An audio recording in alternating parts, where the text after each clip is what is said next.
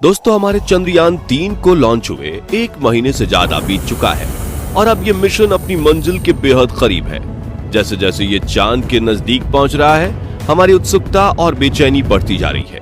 पूरी दुनिया की नजरें इस समय चंद्रमा पर है और इस बीच हमारे इसरो वैज्ञानिकों ने एक बड़ा खेल कर दिया है। एक ऐसा कारनामा जिसने हमारे इस अंतरिक्ष यान को चांद के बिल्कुल करीब पहुंचा दिया है। इतना ही नहीं, चंद्रयान को अपनी मंजिल साफ साफ दिखाई भी देने लगी है, लेकिन इसके साथ ही वैज्ञानिकों को आने वाले खतरे की भी चिंता है और उसको लेकर वो पूरी तरह सतर्क हैं, क्योंकि यही पड़ाव है जहां हमारा चंद्रयान-2 फेल हो गया था। अब इसरो ने आखिर क्या कारनामा किया है? हमारा चंद्रयान इस समय चांद के कितना नजदीक है और वो कौन सा खतरा है जो हमारे इस मिशन को बर्बाद कर सकता है? ये सब कुछ आज हम आपको बताने वाले हैं, इसलिए वीडियो को अंत तक जरूर देखिएगा। दोस्तों, 15 अगस्त 2023 को हमने अपना 77वां स्वतंत्रता दिवस मनाया था। पूरा देश आजादी के जश्न में डूबा था और लोगों का सेलिब्रेशन खत्म भी नहीं हुआ था कि तभी इसरो ने उन्हें जश्न मनाने का एक और मौका दे दिया। जी हाँ दोस्तों, हमारे चंद्रयान ने अभी अभी अपने मिशन के एक बहुत अहम पड़ाव को पार किया है। अब ये सब कैसे हुआ, चलिए इसके बारे में आपको डिटेल से बताते हैं। असल में 16 अगस्त की सुबह चंद्रयान अपनी चौथी कक्षा में चांद की सतह से करीब 1000 किलोमीटर की ऊंचाई पर उसके चक्कर काट रहा था, लेकिन सुबह में इसका यह ऑर्बिट पूरा हो रहा था और प्लान के मुताबिक इसे आगे बढ़कर चांद से 1000 किलोमीटर की दूरी को कम करके मात्र 100 किलोमीटर की दूरी पर चांद की 5वीं और आखिरी कक्षा में भेजा जाना था। हमारे इसरो के वैज्ञानिक बेंगलुरु स्थित ISRO telemetry tracking and command network इस ट्रैक में अपने इस पड़ाव के लिए पूरी तरह तैयार थे। हालांकि उनके दिमाग में थोड़ी टेंशन भी थी, क्योंकि ये कोई छोटा मोटा काम नहीं था, लेकिन उन्हें अपनी कैलकुलेशंस पर पूरा भरोसा था।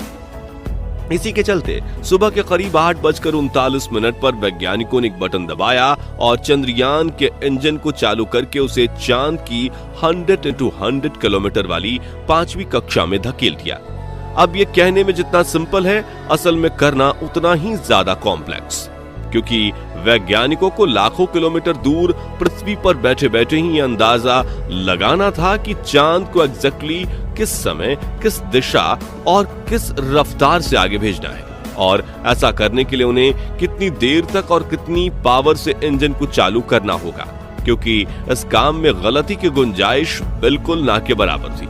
एक छोटी सी मिसकैलकुलेशन पूरे मिशन को बर्बाद और अब तक की गई सारी मेहनत पर पानी फेर सकती थी, लेकिन हमारे वैज्ञानिकों ने बिना कोई गलती किए इस काम को सफलतापूर्वक अंजाम तक पहुंचा दिया। इसके लिए वैज्ञानिकों ने सिर्फ 1 मिनट के लिए चंद्रयान के इंजन को ऑन किया था और कुछ ही पलों में ये चांद की 5वीं कक्षा में स्थापित हो गया था। ये पड़ाव इस मिशन के लिए बहुत बड़ी अचीवमेंट थी, क्योंकि ये चांद पर चंद्रयान का आखिरी ऑर्बिट था। यही वजह है कि इस खबर ने लोगों के आजादी के जश्न में 4 चांद लगाने का काम किया।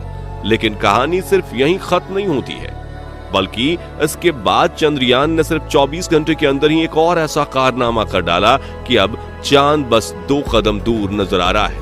दरअसल 100x100 की कक्षा में एंटर करने के बाद इसरो के वैज्ञानिकों ने प्रपल्शन मॉड्यूल और विक्रम लैंडर को एक दूसरे से अलग कर दिया है। ये काम भी काफी टेक्निकल और कॉम्प्लिकेटेड था। इसके लिए वैज्ञानिकों ने बिना इसकी गति में कोई छेड़छाड़ किए इन दोनों हिस्सों को जोड़ने वाले हुक्स को खोल दिया है। अब क्योंकि लैंडर और प्रोपल्शन मॉड्यूल दोनों ही की गति एक समान थी, इसलिए हुक खोलने के बाद भी एक दूसरे से एक झटके में अलग नहीं हुए। इसको स्मूथली बिना कोई नुकसान किए अंजाम देने के लिए वैज्ञानिकों ने लैंडर की स्पीड को थोड़ा सा बूस्ट किया।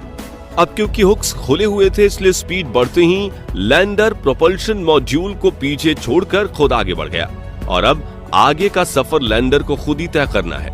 इसके लिए इसरो का प्लान ये है कि 18 और 19 अगस्त को लैंडर की डी-ऑर्बिटिंग स्टार्ट कर दी जाएगी, यानी इसके ऑर्बिट को छोटा करने के साथ चांद की सतह से इसकी दूरी भी कम की जाएगी। इस तरह आने वाले 1-2 दिन में विक्रम लैंडर 100x30 किलोमीटर की कक्षा में पहुंच जाएगा और इसी तरह धीरे धीरे आगे बढ़ते हुए पहले ये अपनी लैंडिंग साइट को डिटेक्ट करेगा और उसके बाद अपने रेट्रो बूस्टर्स की मदद से 23 अगस्त के दिन शाम को करीब 5:47 पर हमारा चंद्रयान चांद की सतह पर उतर जाएगा।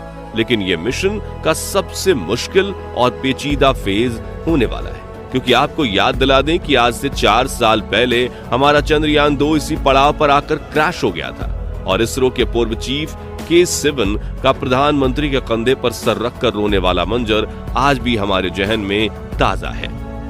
तो अब सवाल ये उठता है कि चंद्रयान 3 का हाल चंद्रयान 2 जैसा ना हो, इसके लिए वैज्ञानिकों ने क्या तैयारियां और क्या बदलाव किए हैं। लेकिन इसका जवाब जानने से पहले चलिए हम आपको बताते हैं कि चंद्रयान 2 आखिर क्रैश क्यों हुआ था।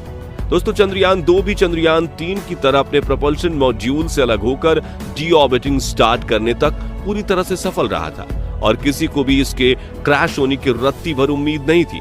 लेकिन हुआ ये कि लैंडर के ऑन बोर्ड गाइडेंस सिस्टम ने एल्टीट्यूड का ओवर एस्टिमेशन कर लिया, यानी लैंडर एक्चुअली जिस ऊंचाई पर था सिस्टम को लगा कि वो उससे कहीं ज्यादा ऊपर है। अब इससे हुआ ये कि कंप्यूटर सिस्टम के नीचे जाने की जो गति जितनी जरूरी थी उतना कम नहीं किया गया, क्योंकि उसे लगा लैंडर अभी काफी ऊंचाई पर है।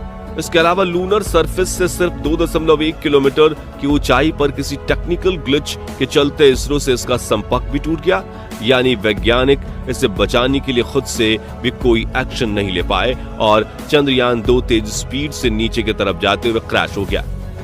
इन्हीं सब कमियों को देखते हुए इस बार वैज्ञानिकों ने चंद्रयान 3 के लैंडिंग सिस्टम में कुछ बड़े और अहम बदलाव किए हैं। सबसे पहले तो इस बार ऑन बोर्ड कंप्यूटर को AI से जोड़कर पहले से कहीं ज्यादा एडवांस बनाया गया है। साथ ही इसमें सेंसर्स की संख्या भी बढ़ाई गई है ताकि कोई सेंसर अगर फेल भी हो जाए तो भी दूसरे सेंसर्स की मदद से इसे सेफली लैंड कराया जा सके। इसके अलावा इस बार लैंडर में लेजर डॉपलर वेलोसिटी मीटर यानी LDV और लैंडर हॉरिजॉन्टल वेलोसिटी कैमरा यानी कि LHVC ये 2 बेहद अहम एडवांस उपकरण लगाए गए हैं। इसमें LDV का काम चांद की सतह पर लेजर से ये पता लगाना है कि लैंडिंग साइट पर कोई बड़ा गड्ढा या पत्थर तो मौजूद नहीं है। इसके अलावा LHVC का काम नीचे उतरते समय जमीन की लाइव तस्वीरें लेकर कंप्यूटर सिस्टम को भेजना है ताकि वो सही जगह का चुनाव कर सके। चंद्रयान का विक्रम लैंडर अपने साथ प्रज्ञान रोवर को ले जा रहा है। ये एक 6 टायर और 27 किलो वजन वाला बेहद एडवांस रोवर है और इसकी मदद से ही चंद्रयान 3 अपनी रिसर्च और शोध के काम को अंजाम देगा। चंद्रयान 3 के लैंडर को कितना एडवांस बनाया गया है, इसका अंदाजा आप इसी से लगा सकते हैं कि अगर इसके सारे सिस्टम भी फेल हो जाएं तब भी ये सॉफ्ट लैंडिंग करने में सफल होगा, क्योंकि अभी कुछ दिन पहले इसरो के चीफ S सोमनाथ ने एक इवेंट के दौरान ये कहा था। ये सारी चीजें और सब बातें समझने के बाद हमें इस बात का पूरा यकीन है कि 23 अगस्त के दिन शाम को करीब 5:45 बजे हमारा चंद्रयान 3 चांद के दक्षिणी ध्रुव इलाके में जरूर लैंड करेगा और हमारे भारत का झंडा सिर्फ देश विदेश ही नहीं बल्कि चांद पर भी लहराता रहेगा। वैसे आपको क्या लगता है, हमारा चंद्रयान 3 इस बार कामयाब होगा या नहीं? अपना जवाब कमेंट के माध्यम से जरूर शेयर कीजिएगा। बाकी हमारी आज की इस वीडियो में बस इतना ही। वीडियो अच्छी लगी हो तो इसे लाइक और शेयर जरूर करना और अगर आप चैनल पर नए हैं तो चैनल को सब्सक्राइब भी जरूर करें और यदि आप फेसबुक पेज पर हैं तो उसे फॉलो करना बिल्कुल ना भूलें। मिलते हैं जल्दी ही ऐसी एक और इंटरेस्टिंग वीडियो के साथ, तब तक के लिए गुड बाय।